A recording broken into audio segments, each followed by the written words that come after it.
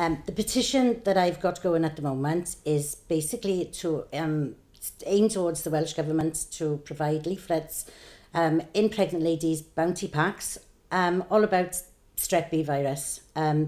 Strep B is the biggest killer of young babies in the country at the moment. Unfortunately, one baby a week will die of Strep B, and 2 babies per fortnight will survive Strep B, and unfortunately we will be left with long-term disabilities.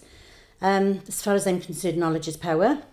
NHS screening isn't a standard for Strep B within Welsh hospitals or anywhere else in the UK.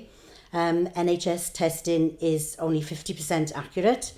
There is an EMC test, which unfortunately costs £35.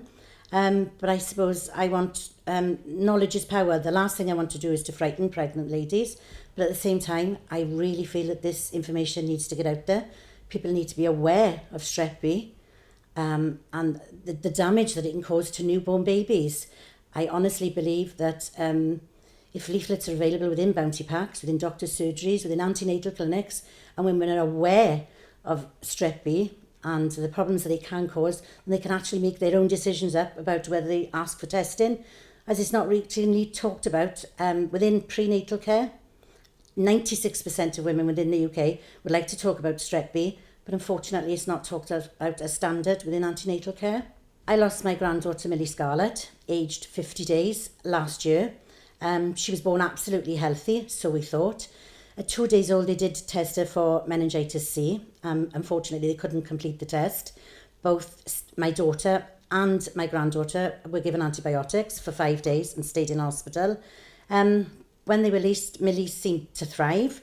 Although looking back, there are several symptoms of Strep B which Millie was showing, in as far as she was making a lot of grunting noises. Her breathing was very laboured, but she did seem to be thriving. Out of the blue last year, she was staying with my parents, woke up screaming. She was taken to Singleton Hospital and checked top to bottom, no problems at all. 3 hours later, she was in the back of an ambulance on the way to Morrison Hospital. She was in a coma instantly, put on a ventilator, and she was transferred to the Royal Bristol Children's Hospital, where she passed 5 days later. Millie had contracted late-stage Strep B and meningitis C, which together caused Millie to have catastrophic brain injuries.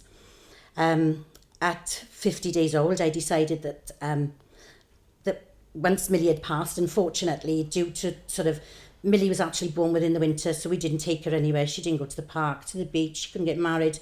So I wanted Millie to be an organ donor. So Millie actually donated her organs as well. This happened so incredibly quickly, and I really want women to know, how quick that this can strike. What I've done is to start a petition. I do need to speak to local AMs and to take this further.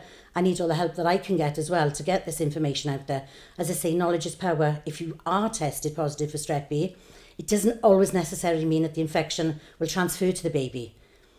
But there are cases where they will. 2 for every 5 pregnant women will show no risk factors for Strep B, so won't routinely be tested. This isn't talked about in antenatal clinics. I honestly feel that if the information is out there in leaflet form within the bounty packs, then women are able to make their own choice.